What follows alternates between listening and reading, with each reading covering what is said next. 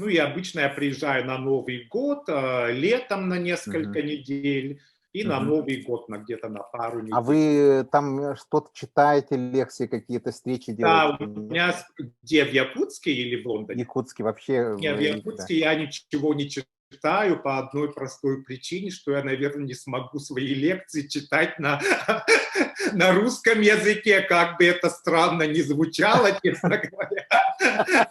То есть вся терминология там и так далее, тому подобное. Да? Да, ну Ну, хорошо. я работал, у нас же был совместный, когда я работал в Кингстонском Мгм. университете в Лондоне, у Мгм. нас совместная программа с РАНХИКС, это Мгм. магистр по управлению человеческими ресурсами.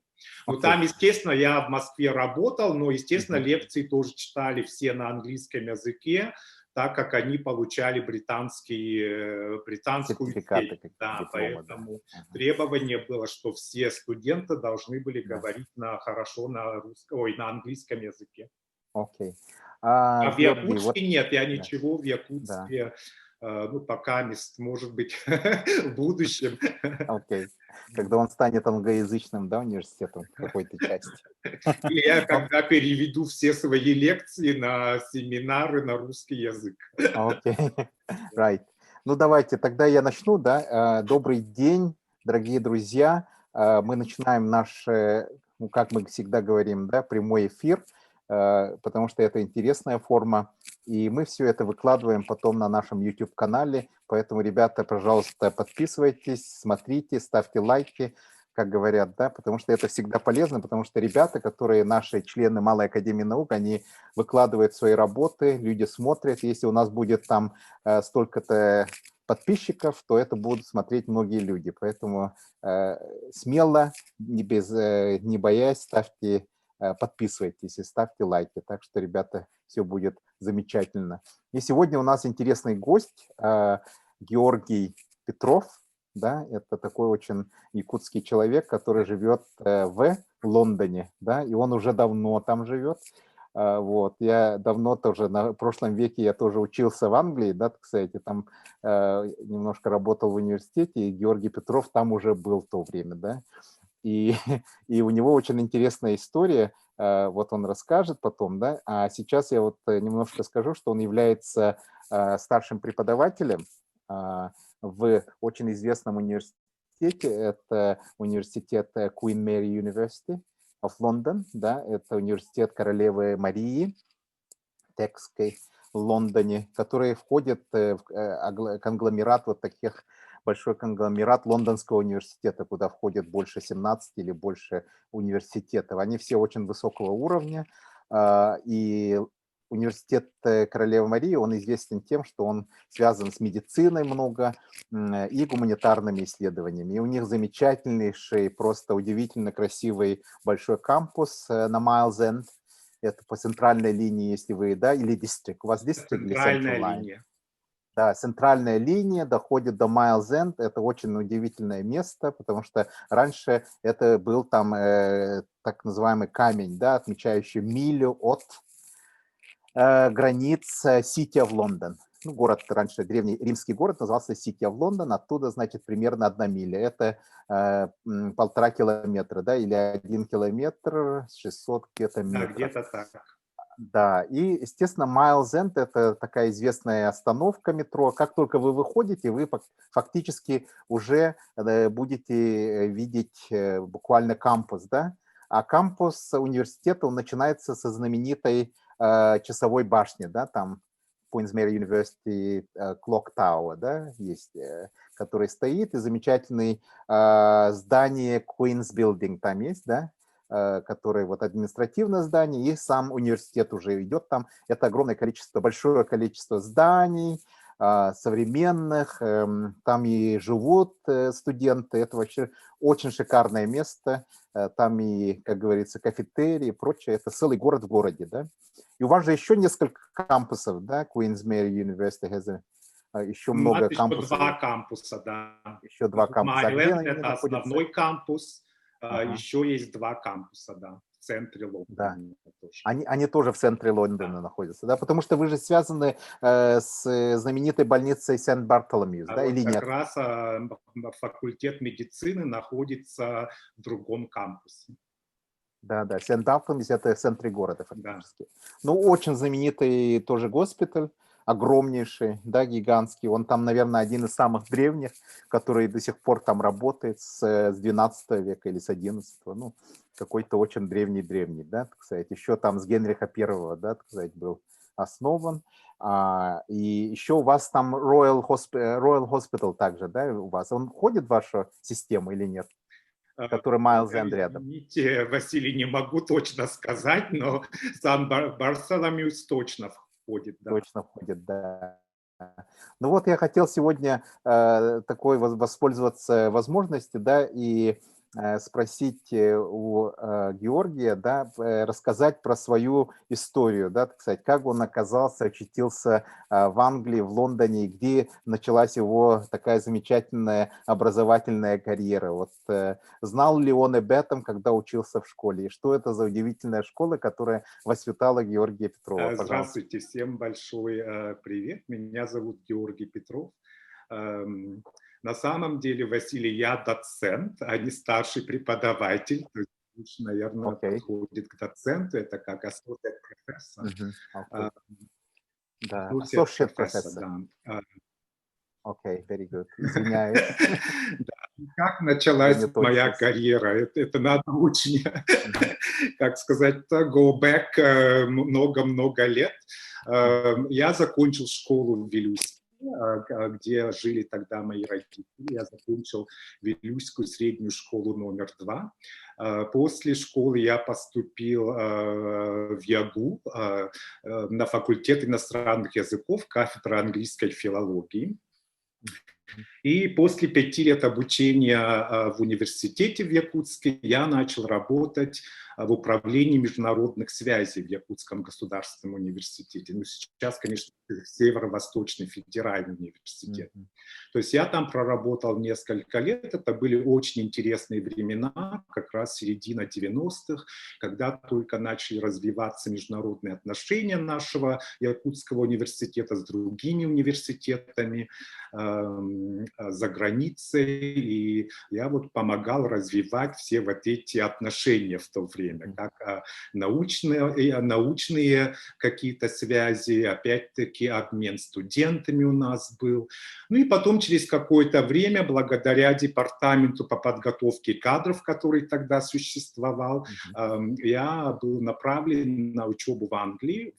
Я начал обучение на магистра в Оксфордском университете. И потом продолжил уже на PhD, Doctor of Philosophy, в университете Лондона. Это был University College London. Очень знаменитый UCL. University College London. Проучившись там, моя первая работа была научным сотрудником в университете Экзетера, что находится на юго-западе Англии. Я там работал тоже на факультете бизнеса и экономики научным сотрудником. Ну и потом как-то дальше карьера пошла, начала развиваться. Потом я переехал обратно в Лондон, работал в университете Кингстона в Лондоне порядка где-то больше 10 лет. Потом я перешел работать.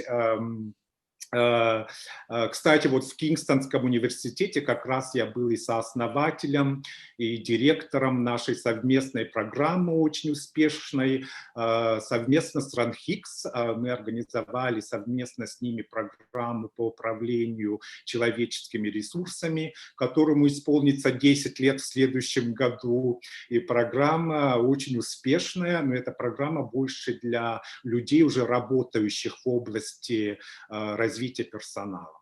Ну и потом я перешел в Coventry University, в лондонский кампус Coventry University, где я был директором по качеству образования и студенческом, student experience. Я не знаю, как будет правильно сказать по-русски. И вот из этого года я начал работать в Queen Mary, University of London, опять-таки на факультете бизнеса и менеджмента, где я преподаю дисциплины именно в области управления человеческими ресурсами, в области лидерства, в области организационного поведения. И одновременно также являюсь директором по развитию навыков и компетенций у наших студентов школы, факультета бизнеса и менеджмента. Ну вот как-то вот так вот вкратце моя история, так сказать. Да. И теперь скажите, пожалуйста, да, вот что вы помните от своего вот времени в школе Вилюйской, да? Помогло ли обучение в школе Вилюйской городе вашему дальнейшей карьере, да? Ну, конечно, это помогло, потому что я сам на самом деле гуманитарий. Мне никогда точные науки не давались так легко в школе. Я всегда любил английский язык, и как-то вот это, видимо, предопределило то, что я поступил на факультет иностранных языков в то время. И, естественно, это мне очень помогло, да. Мгм. И что вы советуете ребятам, которые хотят хорошо изучать английский язык? Что нужно вот фактически для этого, да? Скажите, пожалуйста, лайфхаки, советы для людей, которые интересуются английским языком. Как изучать язык? Ну, конечно, продолжать изучать английский язык, не стесняться говорить на нем, даже если есть ошибки при говорении, развивать как бы именно навыки разговора в английском языке. Да? Ну, что сказать? Ну, наверное, смотреть фильмы, смотреть новости, читать на английском языке, как и художественную литературу, может быть, так и профессиональную литературу, смотреть новости BBC, например, если это доступно в Якутии. И ну, всегда пытаться, может быть, общаться с носителем языка, когда удается такая возможность на самом деле. Ну вот такое бы я посоветовал, но опять-таки развитие, наверное, каких-то более таких навыков, как коммуникативность, работа в команде, развивать какие-то лидерские качества свои тоже, да, и как бы понимать свою миссию, свои ценности. Ну, как-то вот такой, не знаю, это лайфхак или не лайфхак, но как-то я бы посоветовал вот такие, учиться задавать вопросы, да, учиться анализировать какую-то информацию, данные, потому что сейчас очень огромный объем информации, то есть уметь из этого выделять какие-то основные моменты, ключевые моменты, уметь это синтезировать, уметь как-то критически смотреть на всю вот эту информацию, данные, развивать свою точку зрения, опять-таки, уметь эту точку зрения отстаивать, потому что любая точка зрения имеет право на существование. Ну, я бы вот такие бы, наверное, советы дал слушателям. А скажите вот, пожалуйста, да, сейчас я хочу очень важный такой злободневный вопрос, да, задать. Ваши советы относительно того, как написать на английском языке эссе. Что для этого? Что такое вообще эссе и как его писать? Потому что наши дети сейчас столкнулись с большой проблемой. Оказывается, мы не умеем писать эссе. И даже не знаем, что это такое. Василий, эссе в плане как академическая работа или эссе в плане, что требуется, допустим, для поступления в университет? Даже вот самое важное это для поступления в университет. Да, сперва, да, скажем. Ну, во-первых, это, наверное, надо понять, надо очень четко понять вопрос, который задается в эссе. Да? То есть надо... Альберт, вы можете выключить другие Надо эти? понять вопрос, то есть если вопрос какой задается, и надо именно отвечать на этот вопрос. Мгм. Потом очень важна еще сама структура эссе, то есть каждое предложение в эссе, каждый параграф в эссе должен нести какой-то месседж, да, то Мгм. есть должен быть там, внутри этого эссе по какой-то причине, а не просто набор каких-то предложений, повторяющихся и так далее. То есть обязательно должен быть, наверное, должен быть introduction, это как введение, да, где вы формулируете основной свой аргумент, о чем будет вот это эссе. Да?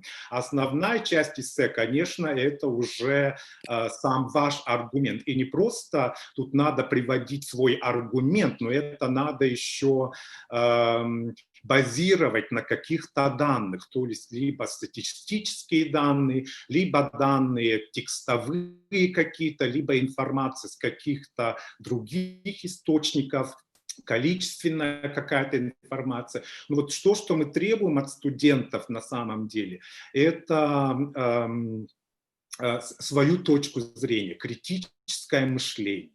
Да? Но вот критическое мышление не просто вот так вот мы написали, вот я считаю так, а должна быть какая-то основа, evidence, почему вы считаете так, на чем вы основываете свою точку зрения, свое мнение и так далее. Да? Ну и в итоге, естественно, заключение. Это что касается как бы академических эссе. Ну, наверное, для поступления вопрос, наверное, будет по поводу того, почему вы хотите поступить в этот университет, например, да, почему вы выбрали эту специальность там и так далее. И вот тут вы должны показать, почему вы заинтересованы в этом университете или почему вы заинтересованы в этой какой-то выбранной вами дисциплине. Да? То есть passion, да, passion, как это сказать лучше по-русски, наверное, может Страсть, да, такая? страсть, вот, почему у вас вот этот интерес.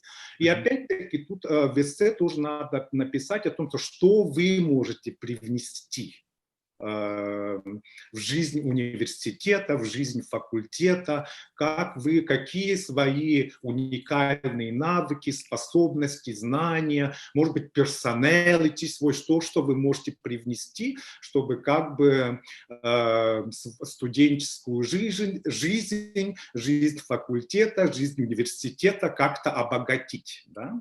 То есть, Мгм. наверное, вот такие вот моменты должны быть. Ну и, естественно, эссе должен быть написан на хорошем английском языке. Это, естественно, один из самых Окей. Важных моментов, да. И, пожалуйста, Георгий, вот многие нас спрашивают, да, дети особенно, да, вот есть какой-то шанс поступить в английский университет? И мы знаем, что, ну, я знаю, да, так сказать, что английский университет – это целый огромный бизнес, да, так сказать, это, как говорится, ну, Англия – страна бизнеса, это родина бизнеса, да, они придумали это, и, соответственно, значит, образовательная сфера – это тоже огромный большой бизнес, как говорится, enterprise. Мгм. И человек, который, ну вы же сами, значит, из School of Business, я так понимаю, часто вот связан с этим, и можете нам сказать фактически, да, как реально, есть ли шансы, на что надо, как говорится, обратить внимание для детей, которые хотят поступить в британский университет. Так, ну если говорить о бакалавриате, я так думаю, наверное, слушателей больше интересует Да, бакалавриат. бакалавриат, да. Но надо очень скрупулезно подходить к выбору университета, потому что так же, как и в России, университеты в Британии очень отличаются как по качеству образования, так и по качеству проводимых научных исследований и так далее. Да? То есть есть такие, ну, скажем так, есть такая так называемая Russell Group Мгм. University. Это 24 самых престижных университета Великобритании, где, Василий, вы сами тоже учились в Да, лице. да, да. 24 это самых престижных высших учебных заведения, где проводится львиная доля всех научных исследований, как фундаментальных, так и прикладных во всей британской системе. В Британии где-то порядка 160 высших учебных заведений. Да? То есть в Russell Group University отбор студентов очень жесткий, то есть там смотрят и на оценки, и на эссе, могут проводить даже отдельное интервью с кандидатами, которые попали в шорт-лист, например. Да? Что еще можно сказать? Ну, потом еще есть так называемые post-92 universities. Это университеты, это бывшие политехнические институты, которые в 1992 году получили статус университетов. То есть Russell Group это более как, может быть, если проводить параллель с российским высшим образованием, это, наверное, Russell Group это как классические университеты. Да? А post-92 universities это бывшие политехнические институты, которые получили статус университетов в 1992 году. Да? То есть они могут быть, не все, конечно, но они могут быть послабее в рейтингах, чем, например, Russell Group Universities. Да? То есть, ну, потом надо смотреть не только на университеты, но также надо смотреть и на рейтинги выбранных вами специальностей или дисциплин. Да? То есть, конечно, у рейтингов наших тоже очень много недостатков, но очень многие, конечно, руководствуются этими рейтингами, особенности это рейтинги The Guardian, University League Tables, The Times and The Sunday Times. Да? То есть очень многие родители, поступающие, они руководствуются именно вот этими университетскими рейтингами. Да? То есть, если даже я провел, может быть, какие-то различия между Russell Group или Pre-92 они называются, или Post-92, но даже в Post-92 Universities есть такие кафедры или факультеты, которые очень сильные в каких-то областях. Да? То есть надо смотреть не только на рейтинги университетов, но также надо смотреть на рейтинги именно по дисциплинам и по выбранным специальностям. То есть поступить, конечно, можно, в этом нет никаких проблем, но, конечно, должны быть очень высокие оценки в выпускных экзаменах, но если я не ошибаюсь, так как все-таки российская школьная система сильно отличается от британской, то есть с российской школы вы не можете сразу поступить на первый курс университета. То есть вам надо будет сделать foundation year, да? Это, то есть первый год, это у вас будет как подготовительный год. Насколько я знаю, ну, по крайней мере, в Russell Group Universities мы не принимаем сразу с российских выпускников на первый год высшего образования. Да? То есть надо в этом же в университете пройти foundation year, подготовительный год, потом либо поступить в тот же университет, где вы проходили подготовительный год, либо выбрать другой университет в зависимости от ваших желаний, возможностей и выбранной специальности. Да, замечательно. И вот сейчас, да, хотел бы у вас спросить, да, так сказать, более о вашей работе, да, связанной с лидерством, да.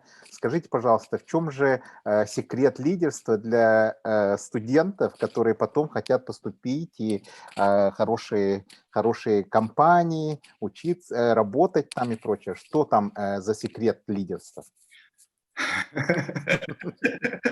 Ну, Василий, это очень большой вопрос, на который, наверное, можно провести совершенно отдельный двухчасовой вебинар. То есть я, наверное, не смогу ответить на этот вопрос в нескольких словах. Но на самом деле, не знаю, как в России, но на самом деле в Британии даже не важно, какую специальность, какую дисциплину вы изучали в университете. Да. То есть важно вот именно transferable skills, так называемые, да, или employability skills.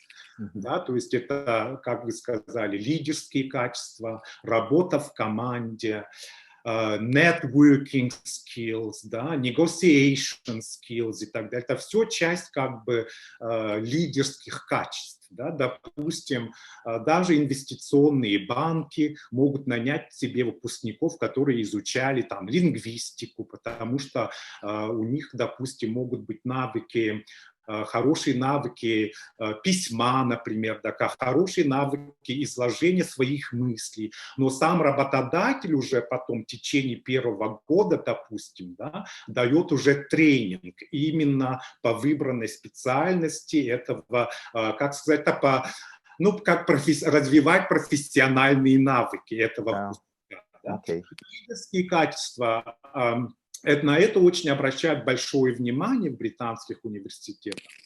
Да, то есть лидерские качества может быть какая-то волонтерская работа, да, это может быть, допустим, работа в команде, потому что в университетах у нас очень большой упор делается на работу в команде, то есть на каждом практически модуле, на каждом предмете у вас будет оценка именно задания работы в команде. Да? То есть, опять-таки, такие навыки, как умение выражать свои мысли на публику, умение создавать профессионально выглядящие презентации. Да, опять-таки, это тоже навык, да, то есть как бы в течение там 5 минут из этого эссе, который, допустим, состоит из 3000 слов, вам нужно в течение 5 минут именно самые ключевые моменты, самые важные моменты своего эссе представить в течение 5 минут. Да? Это тоже лидерский навык на самом деле. Но развиваются эти навыки в университетах как внутри самих предметов, которые вы изучаете, да? Потому что в британской системе все-таки у нас нет лекций. Сейчас все-таки очень большая часть университетов и в Британию вообще уходит с так больших лекций, да, где там сидит по 300, по 500 студентов, потому что на лекциях, ну, вся информация сейчас доступна. Да? То есть если вы захотите изучить какую-то теорию, какую-то модель и так далее, это все вы можете найти. Да? То есть мы уходим уже с таких больших лекционных занятий, аудиторных больших, где большая аудитория сидит, и мы переходим больше и на очень интерактивные методы преподавания, да? То есть где преподаватель выступает не как проводник каких-то знаний, но это тоже имеет место быть, да, естественно, но больше как фасилитатор, как модератор, вот таким вот образом. Не знаю, я ответил на ваш вопрос или нет, но... Нет, это очень хорошо вы мне ответили, да, очень четко, ясно, как это делают английские профессора. И вот один момент, то все-таки лидерские качества могут развиваться как внутри вот этих обучения на каких-то предметах, но и также, конечно, в самом университете очень много возможностей, много всяких студенческих сообществ, студенческих клубов, как спортивных, так и по интересам, так и по общим хобби. Студенты очень много занимаются благотворительной работой, благотворительностью, например, да, то есть создают свои компании, стартапы и так далее. То есть очень много возможностей, так и в самом кампусе, за пределами вот как учебных дисциплин, как можно развивать вот эти навыки. И то есть если кто-нибудь из вас приедет учиться в Британию, то есть надо пользоваться вот всеми этими возможностями, потому что на самом деле это правда, что работодатели, может быть, делают большой фокус на ваши навыки, а не именно на ваши знания, там, каких-то фактов, каких-то теорий, там, моделей и тому подобное. Хотя это тоже важно, естественно. Да? Да. Ну вот я все время, когда разговариваю с нашими зрителями, да, я вот говорю, что университет — это на самом-то деле сообщество, да, сообщество людей, которые занимаются исследовательской деятельностью, познавательной деятельностью. И вы в университете не для того, чтобы только заниматься получением знаний, вы там, чтобы создавать связи с людьми, знакомиться, как говорится, научиться находить друзей, чтобы потом в дальнейшей жизни вы с ними могли вместе скооперироваться и создать какие-то замечательные бизнес-проекты или другие проекты. И поэтому, ребята, когда вы учитесь в университете, обычно вот в английских университетах студенты очень активно занимаются разными extracurricular activities. Да? Это студенческие общества, student societies, да? Всегда члены разных студенческих student unions, да, которые очень активно работают. И это замечательно, потому что фактически это сообщество так называемое community of scholars, да, то, что представляет собой английские университеты. И здесь реальный дух свободы. Да, вы это ощущаете. Скажите, пожалуйста, вот насколько это сильно чувствуется, дух свободы? Spirit of freedom. Дух свободы в плане для студентов или... Для студентов, да. Что подразумевается под духом свободы, Василий? Ну, возможность, да, самому выбирать разные направления, например. Такое есть у вас, да, так Конечно, сказать? да, Да, абсолютно, да, абсолютно. Вот если да. в этом плане, конечно, даже Мгм. студенты могут сами выбрать свою образовательную траекторию, пока они учатся в наших университетах. Да? Мгм. Допустим, бакалавриат – это 3 года, как обычно, но в медицине это по-другому, конечно. Ну а так, в основной своей массе обучение у нас в бакалавриате длится 3 года. Ну, можно еще выбрать 1 год, так называемый placement или internship, где вы можете в течение года проходить практику или работать в какой-то компании, допустим. То есть дух свободы, естественно, есть. То есть студенты, то есть для бакалавриата, я не знаю, знакомы ли слушатели с кредитной системой, то есть для бакалавриата требуется где-то 360 кредитов. 360 кредитов – это как бы зачетные часы или, может быть, по-русски, это как объем знаний, который вы должны получить, пока вы с нами находитесь в университете. Да? 1 кредит равен 10 часам обучения, как независимого самостоятельного обучения, так и обучения с преподавателем в аудитории и так далее. Да? То есть, если вы даже поступили, допустим, на бизнес-менеджмент degree, вот, по крайней мере, в нашем университете, наверное, половина из ваших кредитов, из 360 кредитов, будет на ваш выбор. То есть у вас будут обязательные предметы по выбранной специальности, да, скажем, на 200, там, на 180 кредитов. Да. На остальные вы можете выбрать сами предметы по своему усмотрению, по своим интересам. И не только на факультете бизнеса и менеджмента, но это может быть на другом факультете. Там может быть политика, экономика, международные отношения, там может быть что-то, может быть, вы можете выбрать какие-то предметы творческие, допустим, да, там драма, music, language там и так далее. То есть даже в этом плане у студентов в рамках каких-то границ имеется свобода выбора дисциплины предметов. Да?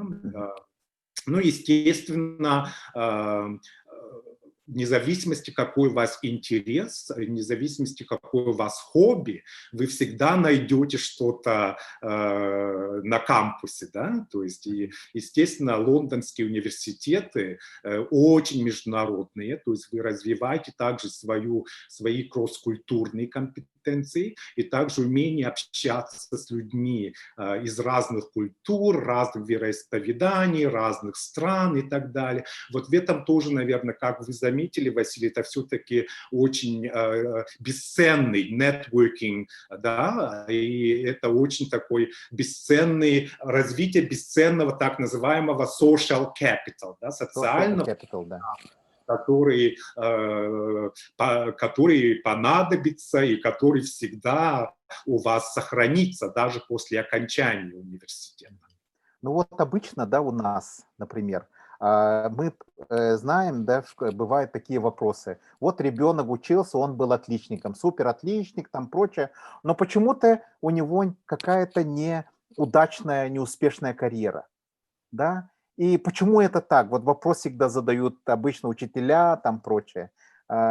И я всегда говорю, да, ну, обычно вот отличники – это ребята, которые, скажем, идут по такому очень безопасному пути, да, они не рискуют, они, значит, идут по тому пути, который обычно учителя хотят. А тот, кто рискует, всегда будет фактически победителем, потому что те, кто не рискует, они и не получают возможностей. Возможности происходят только тогда, когда человек может рисковать, выйти за рамки возможного. И часто наши отличники, ребята, которые не обладают этим социальным капиталом, чтобы себя выразить. Вот какой вы можете дать таким ребятам, скажем, ваш совет? Интересный вопрос, тоже большой, достаточно глобальный и обширный вопрос. Но на самом деле я бы, наверное, посоветовал, что я советую многим своим студентам тоже, это развивать резилиенс. Резилиенс это может быть вот стойкость, что ли, вот это, наверное, все-таки, наверное, стойкость. Упорство и стойкость, да, резилиенс. Resilience, то есть как бы уметь учиться на ошибках, так, принимать ошибки, и, может быть, какие-то провалы, и извлекать из этого уроки какие-то, да, и идти дальше. И на самом деле мы даже делаем тренинг и development для студентов, именно вот resilience, да. И на самом деле, что такое успешная карьера? То есть это тоже вопрос такой.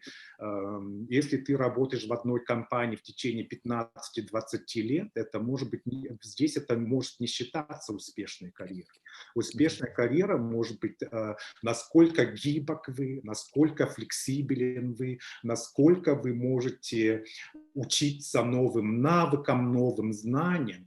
И, может быть, здесь успешность будет считаться, как часто вы меняете свою работу. Да? Например, если вы меняете, поступили куда-то на работу, в течение 3 лет развили какие-то свои профессиональные, персональные навыки, дальше вы перешли уже в другую компанию еще на 2-3 года, да? Опять развили какие-то необходимые навыки, опять перешли в другую компанию, да? И, естественно, если вы идете выше по карьерной лестнице, это тоже хорошо, да? То есть это будет считаться успешной карьерой, а не то, что вы сидите, может быть, или работаете в одной компании там очень долго, да? То есть тут, наверное, однозначного совета так дать невозможно. Это тоже, наверное, все-таки зависит от человека.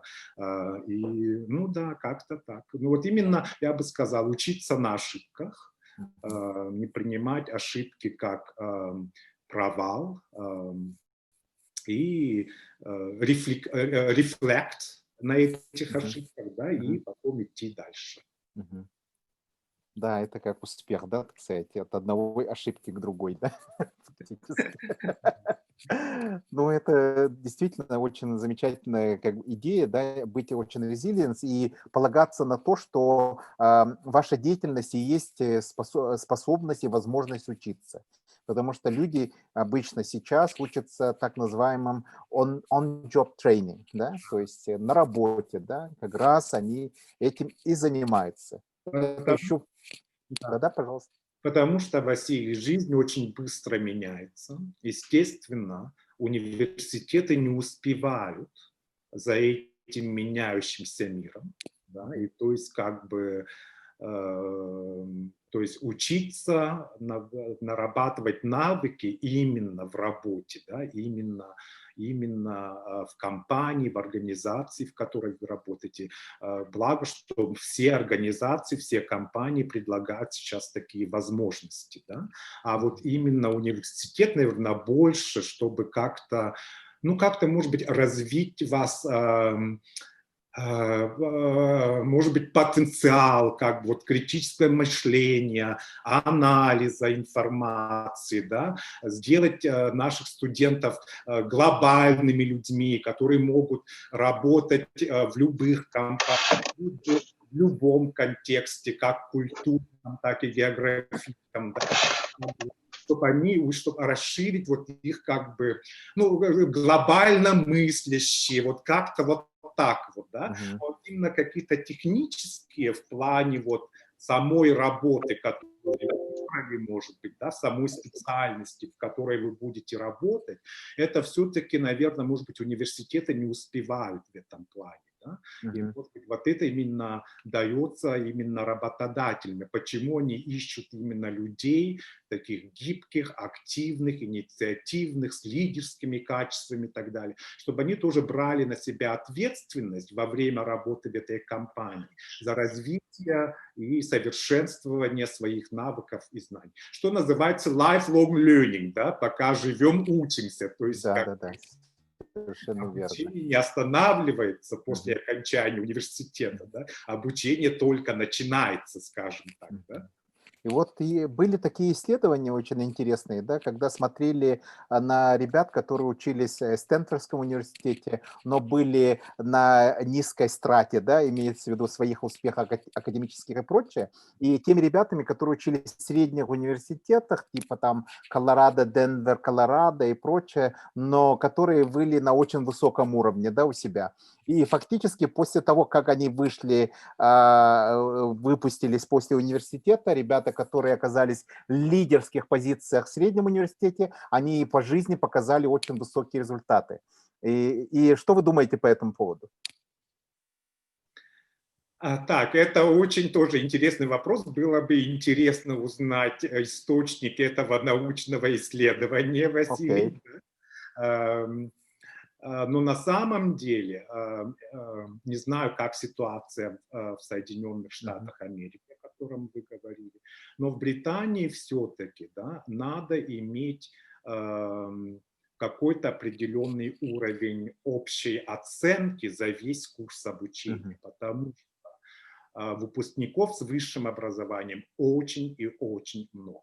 Да? Конкуренция очень большая, потому что в Британии, в частности в Лондоне, наши выпускники конкурируют не только с выпускниками британских университетов, но и с выпускниками европейских университетов, да, с Европейского Союза, которые пока могут приезжать и работать без визы, без разрешения на работу, например. Да? То есть все равно должен быть какой-то threshold, да? То есть у нас это будет обычно общая оценка 2.1, не знаю, как это по-русски, то есть у нас градация идет. Distinction – это первый класс, merit – это считается 2.1, потом идет просто pass, 2.2, да, допустим, и оценки, общая оценка по всем изученным дисциплинам равна от 60 до 70%. Да? То есть работодатели только из-за того, что очень много желающих, все-таки будут делать вот такой вот какую-то проводить границу, да, только студентов, которые получили 60% по всему курсу обучения и выше. Да? И уже оттуда потом будут смотреть уже на лидерские качества там и так далее. То есть оценки все-таки важны. И это дает вам как бы переступить дверь к какому-то определенному работодателю. Да? Но потом уже как вы воспользуетесь этой возможностью, которую вам дали, это уже потом уже зависит от вас, от ваших профессиональных качеств, личных качеств, навыков и так далее и тому подобное. Да? То есть, ну, потом все-таки в Британии, наверное, тут очень идет много споров тоже. Почему? То есть основные работы, где требуется высшее образование, получают то есть получают выпускники именно Russell Group University. Да? То есть многие работодатели, ну, не за всех не скажу, конечно, но основные такие работодатели большие, да, они сразу уже целенаправленно ищут выпускников из Russell Group Universities.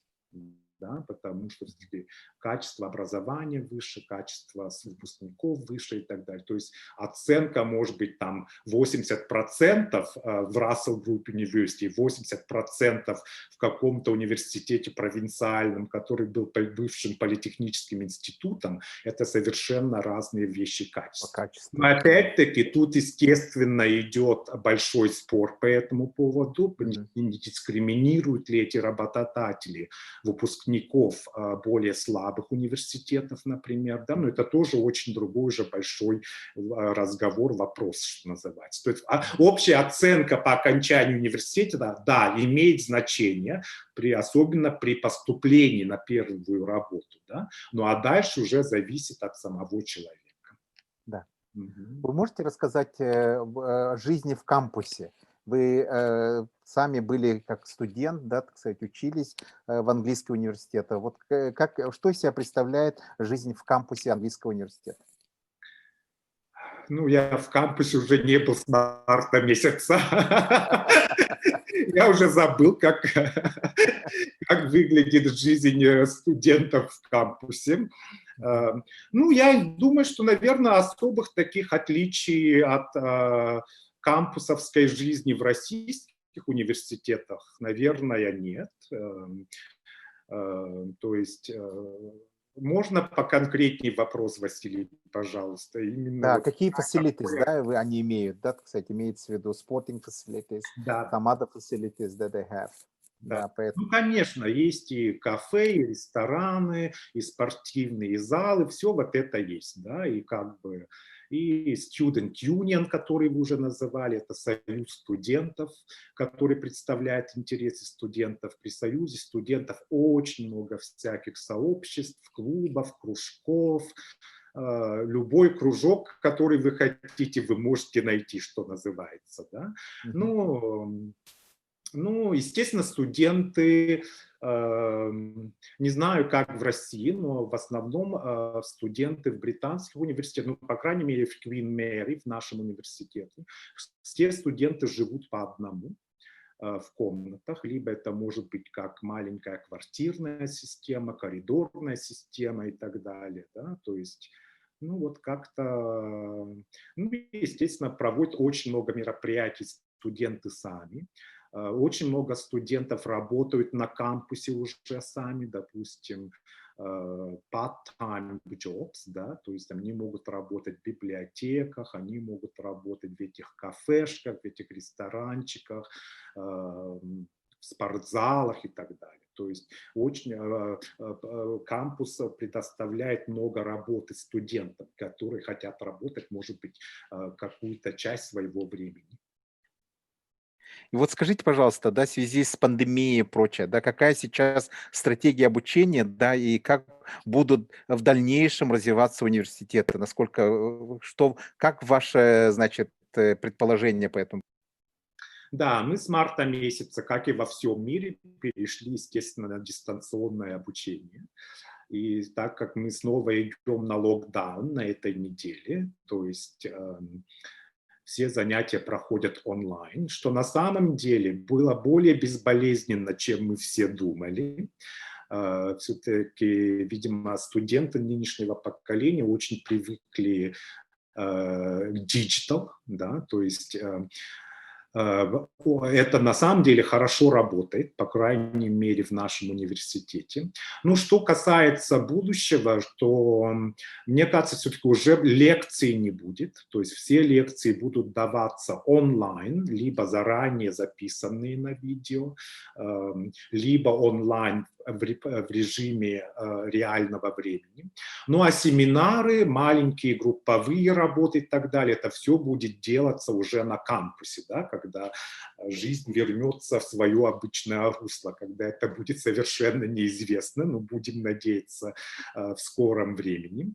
И на самом деле, когда я разговариваю со студентами, им очень нравится вот как бы заниматься онлайн. Да? Ну, почему они скучают? Именно они скучают по каким-то социальным активностям. Да? Вот те же самые спортклубы, кружки, сообщества и тому подобное.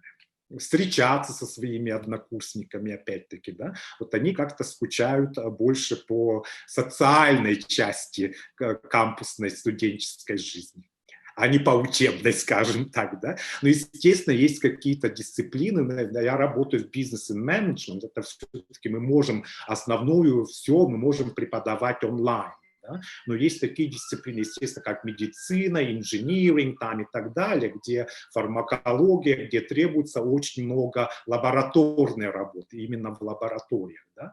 То есть университет сейчас у нас это проводит для них отдельно уже как бы в самом кампусе. Но, естественно, все меры приняты, чтобы все носили маски, никто там не подходил близко друг к другу там, и так далее. Да? То есть в лабораториях или в аудиториях не может быть больше определенного количества людей и тому подобное. Ну, так же, как и во всем мире, скорее всего, да. Но мы уже не вернемся к обычному, скажем так, обучению, что только все на кампусе. То есть какая-то часть будет digital, онлайн, и какая-то уже маленькая, может быть, групповая работа, интерактивная работа, где требуется. Это будет, наверное, все-таки на кампусе, в аудитории. Василий, вас не слышно. Изменилась ли из-за этого, да, оплата обучения и прочее, или это все осталось так же? Оплата осталась так же, да, то есть как у нас разная оплата, как для местных студентов, так и другая оплата для иностранных студентов. Оплата также и осталась. Ну, по крайней мере, сейчас. Да. Как вот сильно, какая большая разница между местными студентами и иностранными? Сколько вот больше платят иностранные студенты? Но опять-таки это зависит от дисциплины, опять-таки это зависит от университета. Да. То есть для местных студентов оплата одинаковая везде, где-то порядка 9000 фунтов стерлингов в год только за обучение. Да. Для иностранных студентов может варьироваться очень сильно причем. То есть для бакалавриата это может где-то быть от 15 до 25 тысяч в год за обучение, для магистрантов еще выше. Да? То есть надо уже смотреть отдельно уже по университетам, которые вас интересуют, отдельно по специальностям, в которых вы заинтересованы, и уже смотреть на стоимость оплаты именно вот по таким критериям. Да. Можно сказать. Но обучение все-таки для иностранных студентов намного выше, чем для местных студентов. Есть ли у вас студенты из России? Конечно. И кто больше всего здесь, в вашем университете? Из каких стран студентов? Конечно, основная масса студентов. Так, бакалавриат, значит, у нас в основном бакалавриат, студенты все местные. Основная масса студентов. Конечно, есть иностранцы, есть из Европейского Союза, но основная масса студентов местные британцы. На магистратуре там уже ситуация совершенно другая. Там основная масса студентов иностранцев. В основном это, конечно, Китай, студенты из Китая, из Индии, из Ближнего Востока много студентов. Ну, естественно, есть студенты из бывшего Советского Союза, в частности, Россия, Казахстан, Украина, да, ну, опять-таки Литва, Эстония, Латвия, но они уже часть Европейского Союза, естественно, сейчас, да. Ну, есть и студенты, естественно, из Америки, из Соединенных Штатов, из Южной Америки, из Канады. Ну, основная, наверное, где-то, может быть, как бы не соврать, может быть, 30-40% студентов, может быть, из таких стран, как Китай, Индия. Мы расширяем свои, пытаемся расширить свой иностранный рынок, скажем так. Да, совершенно верно. И скажите, пожалуйста, вот вы уже давно живете в Лондоне, да, так сказать. Вот чем он вам нравится или не нравится этот город? Ну, наверное, скорее всего, в плане того, что я уже привык. Я уже живу в Лондоне дольше, чем я жил в Якутске, скажем так, да. Ну, во-первых, в Лондоне, что мне очень нравится, именно я очень люблю искусство, культуру, театры, музеи, галереи. Вот это очень мне нравится в жизни в Лондоне, скажем так, да.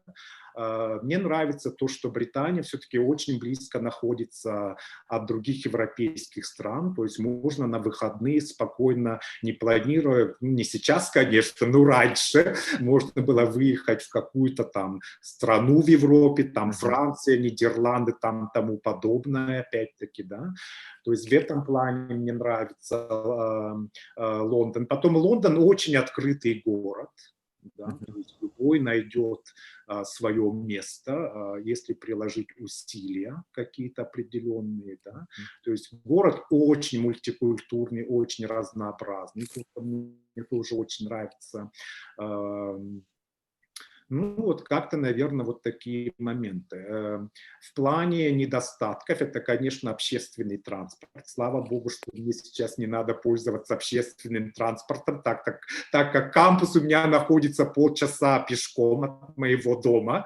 Но сейчас, естественно, я работаю полностью дома. То есть общественный транспорт у нас очень, особенно метро и так далее, очень проблематично. Да, ну, то есть, как бы, ну, вот такие вот, может быть, такие некоторые бытовые моменты.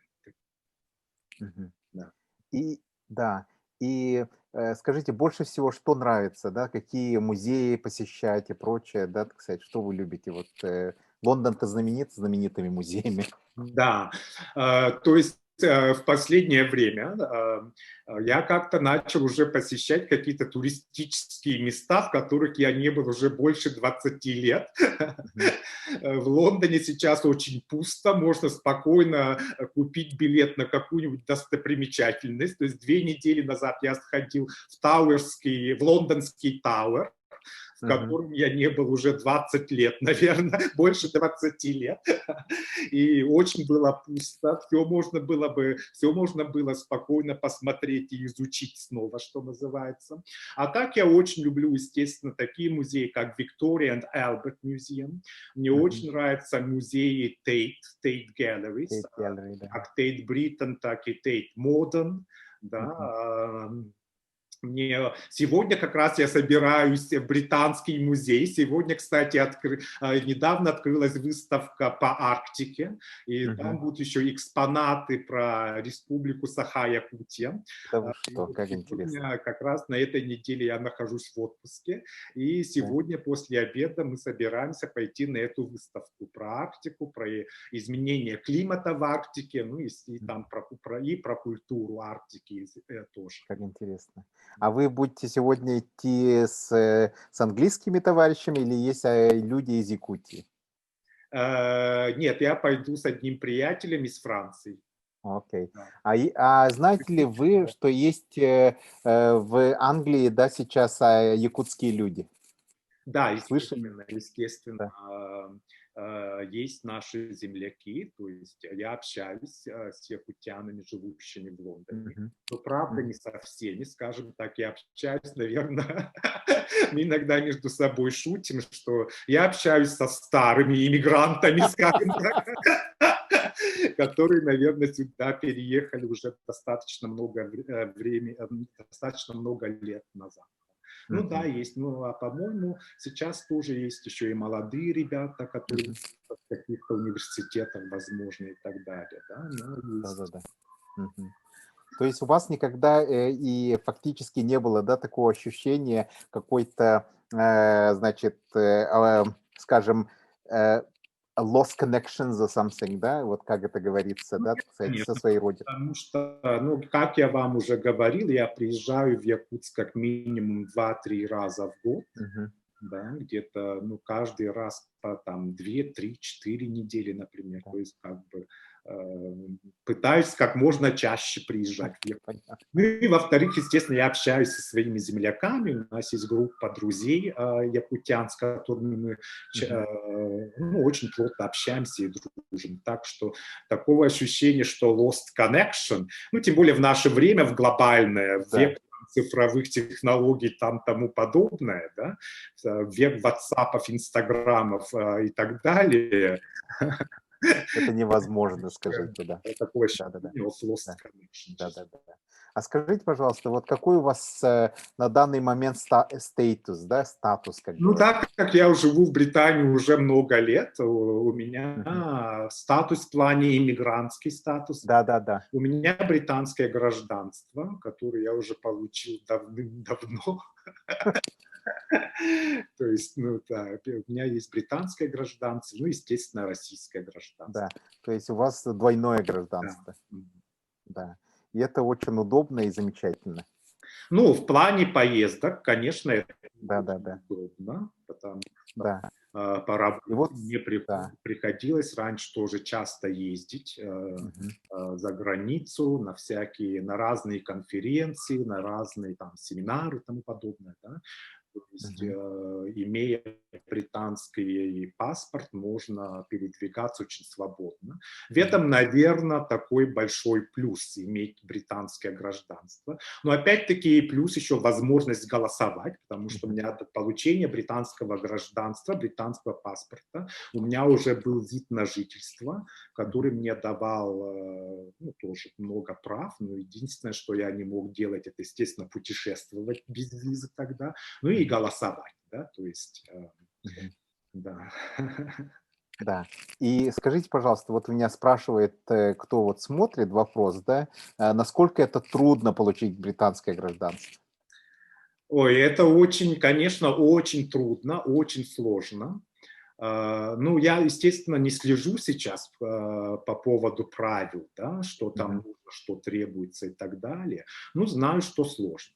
Но могу сказать, что в этом году британское правительство ввело новую программу. То есть это раньше было, если иностранный студент закончил университет в Британии, он должен был уехать сразу же Мгм. по окончании студенческой визы. Да? Мгм. И уже подавать на работы, уже находясь в своей стране или за границей где-либо. Сейчас вот это правило изменилось. Если вы закончили британский университет, вы автоматически на 2 года получаете визу. Да? И в Мгм. течение этих 2 лет вы должны найти работу, которая именно требует высшего образования. Мгм. То есть, и мне кажется, вот после введения этого правила нового миграционного, много, кстати, иностранных, по-моему, больше стало даже иностранных студентов подавать Заявление. заявлений на обучение в британских университетах. Британских университетов, да. Ну так, Мгм. по-моему, если вы... Ну там очень много разных каких-то требований, но если вы прожили в Англии 5 лет, работая, да, вы можете уже подать на вид на жительство, и потом Мгм. после 1 года, по-моему, уже можете подать на гражданство. Но туда не входит период обучения в университете. То есть студенческая виза не входит в категорию иммигрантских виз. Да, то Мгм. есть, если вы даже учились, скажем, 3 года на бакалавра, 1 год на магистра, допустим, да, то есть эти 4 года не будут входить в Мгм. счет вашего иммигрантского периода. Да? То есть Мгм. он только начинается с начала вашей работы в Британии. Но опять-таки все может измениться, потому что сейчас все очень быстро меняется. Да? И, Мгм. то есть, ну, как-то вот, ну, получить визу, конечно, сложно. Получить статус такой постоянный, конечно, сложно. Но И невозможно, скажем. где вы, вот скажите, да, кстати, я знаю, что жизнь в английских университетах невероятно, как говорится, активная и исключительно сложная, да, в плане того, что очень много надо бегать, трудиться, что-то делать, да, естественно, это очень много, что касается исследователей, да, особенно, да, very hectic lifestyle, да, как говорится. И тут вопрос такой, да, кстати, вам удается где-то вот выбраться, да, и пойти отдохнуть? В смысле? Если в другие страны или куда-то вы, у Ну, вас есть какие-то, да, любимые места, куда вы ездите отдыхать? ну, я не... Да, конечно, у меня есть отпуск, как, естественно, он полагается всем. Это у меня отпуск 6 недель, по-моему, это 30 дней в году. Да? Ну, плюс еще Шикарно. проходит вот этот перерыв, который у нас есть между Рождеством католическим и Новым годом. Да? То есть, ну, где-то порядка, наверное, 35 дней, если взять как лучше. Естественно, я люблю очень путешествовать. То есть я очень люблю во время отпуска. Ну, естественно, я приезжаю в Якутск, да, часто, как я уже сказал. Ну и поблизости мы можем поехать, допустим, даже на выходные куда-нибудь в Париж. И Париж я очень люблю. Да, то есть... Но потом у меня раньше всегда было, что у меня выдавалась возможность ездить по работе. То есть по работе я ездил и в Индию, и в Нигерию, и в Гану, и так далее. И как-то, может быть, несколько дней работы, и, может быть, я беру там несколько дней, чтобы просто осмотреть какие-то достопримечательности и так далее. Да? Ну да, есть, естественно, возможность куда-то выезжать. Абсолютно. Как вам понравилась Индия? Да, я вот очень люблю Индию. Да, мне очень понравилось в Индии. Да. Где были? В каком Я, университете? конечно, был только в одном месте, я был в Мумбаи. Окей. Да. Я жил в Мумбаи, Очень, Нариман очень Роуд. интересно. Да.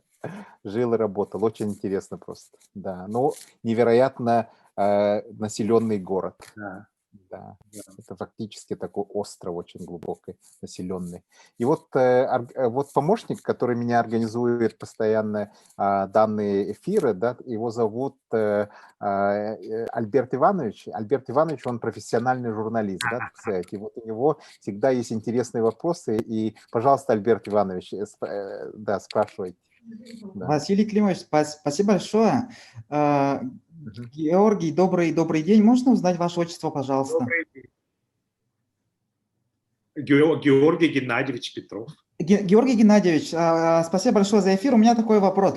Вы, будучи студентом Якутского государственного университета, публиковали какие-нибудь статьи? Нет. А вот, Это, наверное, не ответ, который вы ожидали, да?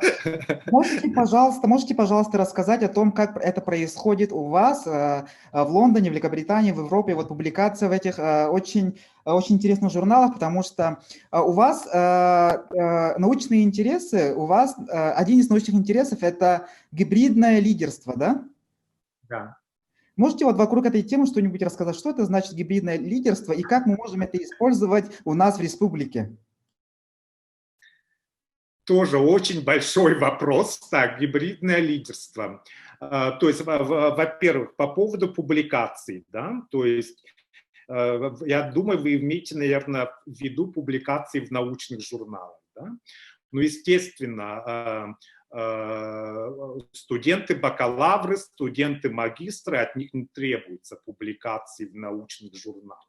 Но, естественно, если вы учитесь в аспирантуре, то есть магистры, бакалавры – это чисто для их желания. Да? Но, естественно, студенты публикуют не в научных журналах, они могут публиковать статьи, может быть, в каких-то популярных журналах, блоги какие-то там и так далее. Да? А именно публикация научных статей сейчас, естественно, требуется в аспирантуре, причем не просто в любых научных журналах. Опять-таки, научные журналы тоже имеют свой рейтинг. тоже это открыто многим, как сказать, это тоже приводит к большим дискуссиям там и так далее, да, то есть надо публиковаться вот у нас в нашей области бизнес-менеджмент, accounting, finance, economics и так далее. Есть так называемый рейтинг of Chartered Association of Business School. Да? То есть они каждые там 3 или 5 лет выпускают рейтинг журналов. То есть там ходит по цитируемости, да, насколько много известных научных людей выпускают там свои статьи и так далее. Там тоже идет градация от 4 там, звезд там, до 1 звезды там, и так далее. И, конечно, если вы учитесь в аспирантуре на PhD, вам надо, конечно, публиковаться, да, потому что даже в академической среде очень большая конкуренция. Опять-таки, как я уже говорил, Британии даже на позицию профессора-преподавателя состава в университете мы конкурируем не только с выпускниками аспирантур британских университетов, да, мы конкурируем с выпускниками из американских аспирантур, из европейских аспирантур и так далее. Да. Так, по поводу гибридного лидерства, то есть это как бы это достаточно, может быть, недавняя, скажем так, развивающаяся теория. То есть есть очень много теорий лидерства, да, такие как трансформационное лидерство, ситуационное лидерство, аутентичное лидерство. Не знаю, правильно ли я перевожу название этих теорий на русский язык. Да? И мы с моими коллегами в Эксетерском университете начали работать над такой темой, как distributed leadership или коллективный leadership. Да?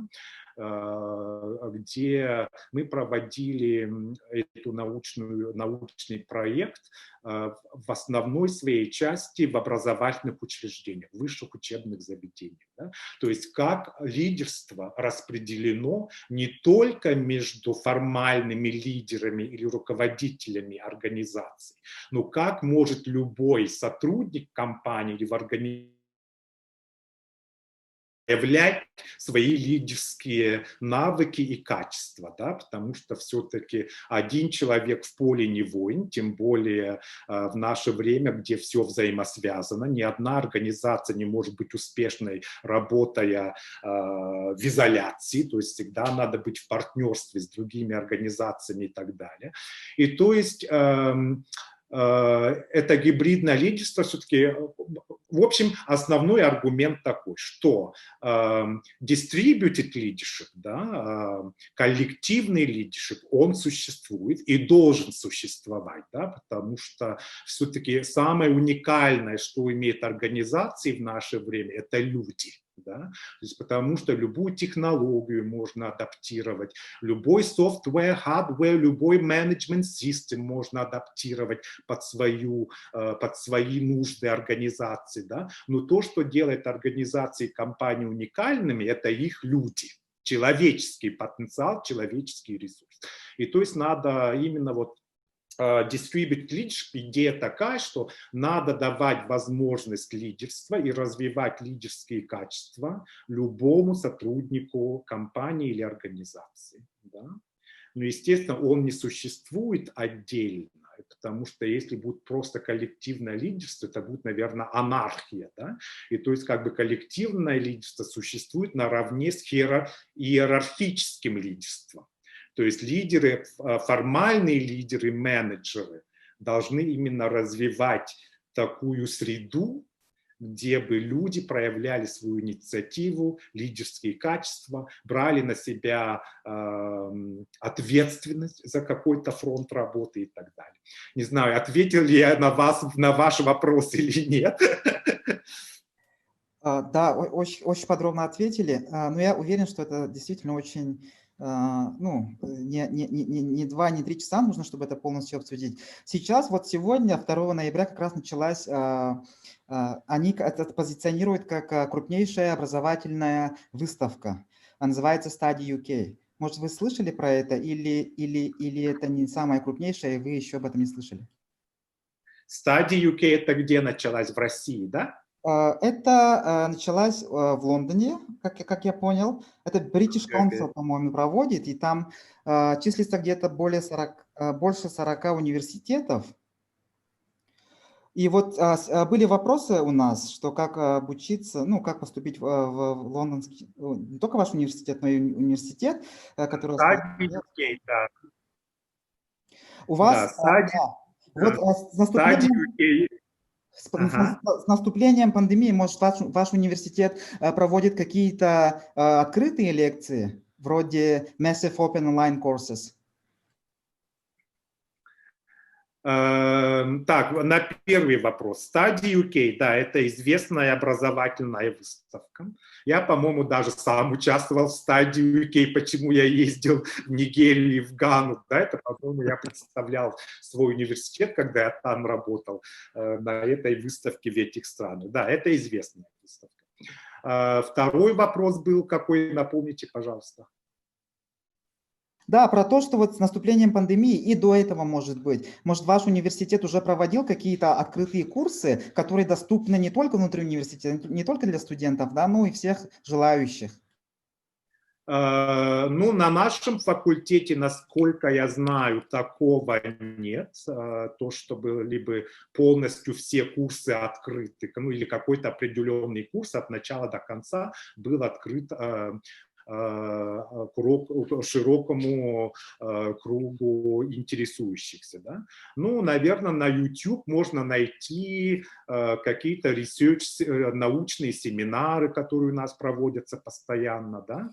Ну, а так, насколько я знаю, таких вот целый курс, чтобы был открыт, как это бывает, как Open University, да, открытый университет в Великобритании, такого нет. Спасибо большое, Василий Климович. Да. Ну, замечательно, да, мы сегодня так хорошо поговорили. Давно я не разговаривал с Георгием. Рад видеть вас, да, и то, что вы так успешно сейчас занимаетесь своим любимым делом, образовательными разными проектами, что замечательно, и стали еще и гражданином Великобритании, что тоже замечательно, да, кстати, это своеобразное достижение, и то, что еще и постоянно, значит, ездите обратно в свою малую родину, что тоже примечательно, и надеюсь, что у нас какие-то могут быть еще и проекты, может быть, да, так сказать, ну, кто знает, как говорится, это дело будущего. Естественно, мы сейчас переживаем невероятные вызовы, которые нам бросила природа, и человечество сейчас преобразуется, находится в стадии трансформации, и это тоже происходит в Великобритании, как мы уже увидели. И я очень хочу, чтобы Георгий Геннадьевич, да, он, значит, сказал несколько вот хороших слов, возможно, на английском, если вы, пожалуйста, да, так сказать, чтобы это было приятно для наших детей, чтобы они учили этот английский язык, да, свои пожелания, да, скажем так, и что им надо бы прочитать, да, или какие-то там советы, которые вы могли бы сказать в такой свободной форме. Пожалуйста, Георгий, please. Ну, во-первых, я бы сказал, ну, совершенствовать свой английский, естественно, да, потому что если у вас есть амбиции учиться в британских, ну, или, скажем, в зарубежных университетах, не обязательно в Британии, английский, естественно, это самый важный. Ага. Ну, и во-вторых, я бы, наверное, посоветовал пользоваться любой возможностью, которая у вас есть, да, чтобы развивать свои личные качества, свои профессиональные навыки, свои лидерские качества, да, лидерские навыки и так далее. Ну, как-то вот так, вот такой бы совет бы я, наверное, дал. Ну, естественно, иметь какой-то passion, да, вот что вот вас именно интересует, что какая ваша миссия, какие ваши цели и так далее, да, что как бы have that gut feeling, so to Да. And Совершенно верно. follow your passion, follow your interests, yeah.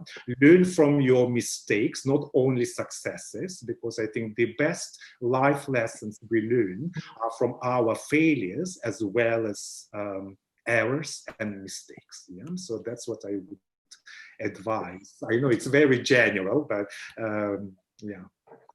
Okay, Мгм. that's lovely. Okay, I have one very interesting gentleman that he just joined us. It's Dr. Egorov. Maybe you know him. It's former Minister of Education, and he wants to ask some few questions. Okay, I suppose. хорошо. Мгм. Yeah. Мгм. Добрый день, Георгий. Очень интересно было вас послушать. Я параллельно своими делами занимался, поэтому не включил видео, включил только сейчас, да. Ну, Василий Климович мою предыдущую должность сказал. На самом деле, еще до этого я был тоже ректором Малой академии наук, как и Василий. Очень приятно. Так, меня зовут Владимир Егоров. Сейчас я возглавляю фонд будущих поколений. И когда Василий сказал о том, что нас в будущем ожидают, возможно, какие-то проекты, я, конечно же, оживился. Вот. Потому что на самом деле действительно мы задумываем такие различные уникальные проекты, в которых мы надеемся вовлечь и наших молодых ребят, да, наше подрастающее поколение. Ну и, конечно же, также надеемся, мы вовлечем также наших соотечественников, которые могут своими идеями, мыслями, может быть, какими-то другими делами, да, как-то содействовать развитию наших детей. Вот. Ну, у меня вот один такой вопрос созрел, да, к вам. Тоже, наверное, относится к нашим детям, да. Вот если когда ребенок поступит, допустим, в университет, так, ну, допустим, ваш, так, понятно, что ребенку из России достаточно сложно оплачивать свое обучение. Так? Есть, я так понимаю, стипендиальные программы. Вот какой процент детей примерно может претендовать на охват этими стипендиальными программами? Вот и примерно насколько эти стипендиальные программы могут решить вопрос с, ну, можно сказать, с обучением, существованием в Англии?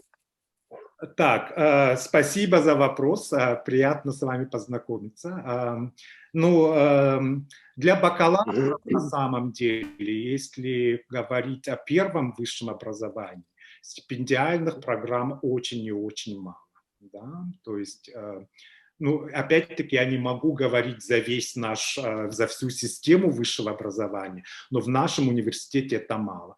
И если даже есть какая-то стипендиальная программа, она больше предназначена для местных студентов, которая не будет, естественно, полностью все оплачивать, да, будет оплачивать, может быть, сдавать какую-то скидку там за оплату за обучение или давать какую-то сумму, чтобы на расходы на проживание, допустим, да, там много тоже всяких разных моментов.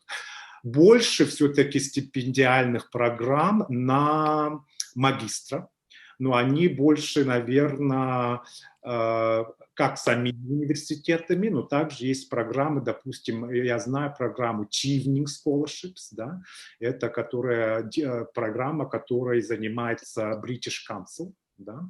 Естественно, процент студентов, которые могут это получить, тоже очень мал. Где все-таки больше развита, наверное, стипендиальная программа, но больше, наверное, лучше будет сказать программа поддержки, это для аспирантов. Да, то есть для PhD-программ. То есть университеты набирают на конкурсной основе, набирают аспирантов именно под какой-то научный проект, да, чтобы этот человек писал свою работу по какой-то определенной теме. Да. И вторая программа, это для аспирантов опять-таки делается, где человек просто открытый конкурс, где человек просто выбирает сам свою тематику и так далее, и получает стипендию, да, поддержку. И для аспирантов все-таки таких возможностей больше. То есть это может быть, когда либо совершенно бесплатное обучение предоставляется, либо аспирант нанимается как преподаватель. преподаватель, как помощник преподавателя, и получает ежемесячную зарплату, чем он может покрывать, он или она может покрывать свои расходы на проживание. Ну, обучение – это одна статья расходов. Да? Но вторая статья расходов, которая не наименее важна, это, конечно, это проживание. Проживание все-таки в Лондоне очень дорогое для студентов. Как бы не соврать, но как минимум, наверное, нужно около 15-16 тысяч фунтов стерлингов чисто на оплату проживания, оплату жилья или общежития, ну и плюс на какие-то необходимые расходы. Но... Это вы годовые говорите, да? А? Годовой расход. Годовой расход, да? Это в год, да. Но единственное, что иностранные студенты имеют право работать в Британии и таким образом как-то поддерживать тоже свой бюджет. Да? То есть они могут работать, по-моему, до 20 часов в неделю в течение учебного семестра и могут работать на полную ставку, что где-то равняется 37,5 часов в неделю, да? Во время каникул. Да. Понятно, понятно. Да, то есть, конечно, расходы не маленькие, к сожалению. Да, и стипендиальная программа, возможно, не так развита, как мы хотели. Ну, опять-таки, это надо смотреть по отдельным университетам, то есть, потому что университеты здесь имеют очень большую автономию, да, то есть они имеют сами право назначать стипендию, какую-то поддержку для студентов там и так далее. То есть это надо смотреть индивидуально по университету. Спасибо, спасибо. Можно вот еще один вопрос? Конечно. Значит, вот я так понял, что вот ваша деятельность, да, ну, то есть ваше подразделение, да, занимается обучением студентов бизнесу и управлению, да, бизнес-менеджменту. Вот, при этом, значит, вот у вас также прозвучало, что люди совершенно разных направлений, да, специальностей могут прийти там тоже в любую компанию, ну и фактически тоже, значит, ну, на любую позицию, да. Фактически, так, в том числе и на управленческую. Или, ну, по крайней мере, могут вырасти в управленцев, так, Да. В этой компании. А при этом, получается, здесь есть специализированное такое направление, связанное с управлением, да, с менеджментом. Вот когда, получается, кто к вам приходит? Те, кто уже заранее готовится, так сказать, работать в качестве управленцев, бизнесменов, прямо начиная с бакалавриата. Так получается? А насколько им это будет, ну вот, по крайней мере, в советской системе, да, считалось, что должен человек пройти там определенные ступеньки, да, и после этого занять управленческую позицию, да. Вот. А тут, получается, человек получает управленческое образование, и он что, сразу может, претендует на управленческую позицию? Нет, естественно, нет. Если это бакалавр, естественно, он не может сразу претендовать на управленческую позицию. Да? Но он будет, этот выпускник будет конкурировать. Если, допустим, скажем, человек идет, ну, у нас есть программы, скажем, digital marketing, да, accounting and finance, business and management, business with law, data analytics там и так далее. Да? То есть если человек выбрал какую-то работу или какую-то компанию, он будет конкурировать не только с выпускниками этих дисциплин, но и с выпускниками других дисциплин. Да? Потому что все-таки работа... ну, может быть, accounting and finance, все-таки есть какие-то специальности, где все-таки нужно иметь, да, определенную специальность. Например, accounting, возможно, ты не можешь подать, да, надо иметь degree in accounting. Архитектуру ты не можешь подать, потому что нужно вот именно специализированное образование. Да? Но есть и такие области, как маркетинг, может быть, так, допустим, data analytics, да, вот такие вот управление персоналом и так далее. Это, конечно, тут может быть человек из любых специальностей. Инвестиционный банкинг, это тоже могут быть люди не обязательно с банковским образованием или с финансовым образованием. Да? Это могут быть люди вообще изучали, допустим, историю, географию в университете, допустим. Да? Как бы так. То есть студенты, особенно в программах, допустим, бизнес и менеджмент, студенты приходят с таким, возможно, может, они даже не знают, какая у них карьера будет после окончания, да, или куда они пойдут работать в конце обучения, да, после обучения. И поэтому один из моих функционалов – это именно развитие профессиональных навыков студентов, и не только, но плюс еще расширение их кругозора в плане компаний, в плане индустрии, в плане секторов, которые есть. То есть они могут пойти в фармакологическую компанию, да, они могут пойти логистику какую-нибудь там и так далее. То есть, ну, очень сложно сказать на самом деле. Но так же, как и в России, у нас все-таки есть переизбыток людей с высшим образованием. Да? Правительство сейчас пытается поменять и сделать больше упор на, как в России это называется, наверное, среднетехнические специальности, да? А не обязательно высшее образование. То есть очень много выпускников потом после окончания, существует такая проблема, не могут найти работу, где вот именно требуется высшее образование. То есть могут пойти на работу, которая намного ниже полученного их образования. Ну, вот есть такая проблема существует. Да. То есть... Понятно. Спасибо. Спасибо. Окей. Ну что тогда? Значит, если нет еще больше вопросов, да, так сказать, то я, наверное, скажу несколько слов, чтобы, скажем, поблагодарить нашего гостя сегодняшнего, Георгий. Спасибо большое очень за то, что вы приняли участие. Ну, у вас, наверное, какой-то типа перерыв, да, сейчас, имеется в виду, вы в отпуске или нет, я не знаю, да, так сказать, какой-то вот у вас момент сейчас замечательный, да, так сказать, и очень рад, что вы как раз находитесь в одном шаге от полного генеральского звания. Вы знаете, что в науке генералы – это профессора, а наш друг Георгий, он, значит, доцент, да, так сказать, это associate professor. Так что, ну, мы будем называть вас профессором, профессор Петров.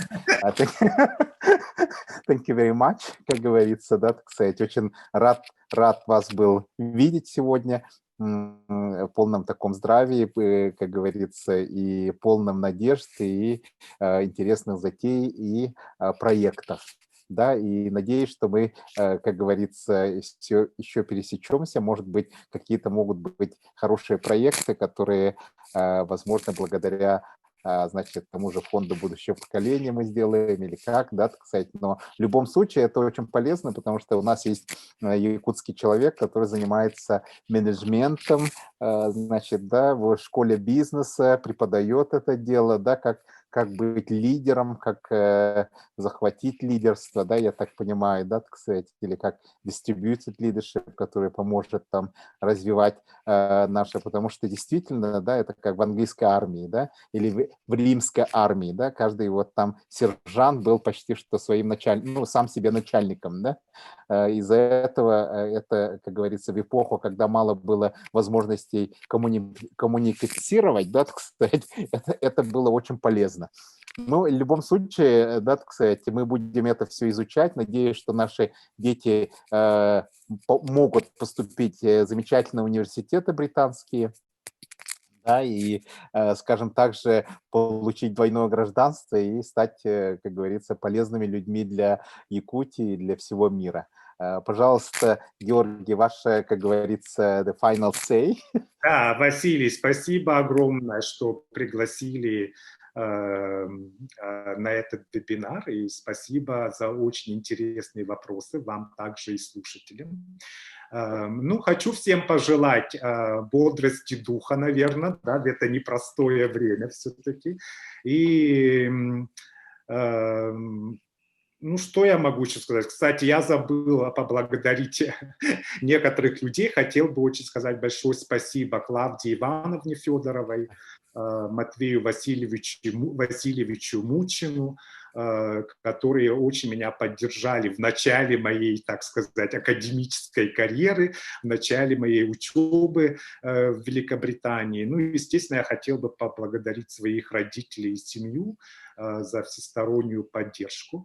И мне было бы очень интересно, действительно, Василий и Владимир продолжить, может быть, общение, диалог в плане того, что каких-то, может быть, совместных проектов в будущем, какого-то партнерства в будущем. Да? Буду очень рад дальнейшему общению. Ну, естественно, всем тем, кто слушает этот вебинар, если у вас есть какие-то вопросы, я всегда буду рад на них ответить по мере возможности, если я знаю ответы на эти вопросы. Ну, как-то вот так вот, да. Спасибо огромное за ваше внимание и спасибо за приглашение. И вы начали очень хорошее дело, на самом деле, с малой академией. Да. Ну что, господа, на этой прекрасной ноте, да, так сказать, позвольте пожелать нашему другу Георгию всего замечательного, успехов больших, самое главное здоровья, чтобы он сегодня очень хорошо посетил выставку якутскую, которая будет в таком замечательном музее, да, так сказать. Ну, получите самые замечательные, как говорится, впечатления от всего этого. Я надеюсь, вы в каких-нибудь там инстаграмах, у нас люди очень любят инстаграмы, вы, может, даже сфотографируете это дело и вышлите нам, да, кстати, если есть такая возможность. Мы хотим узнать, что за такая выставка про Якутию в Лондоне происходит, потому что мы про это, я, например, не знаю. Да. Ну, давай. Спасибо большое, да. Всего доброго. До свидания. До свидания. Спасибо большое. Спасибо. До свидания. Спасибо.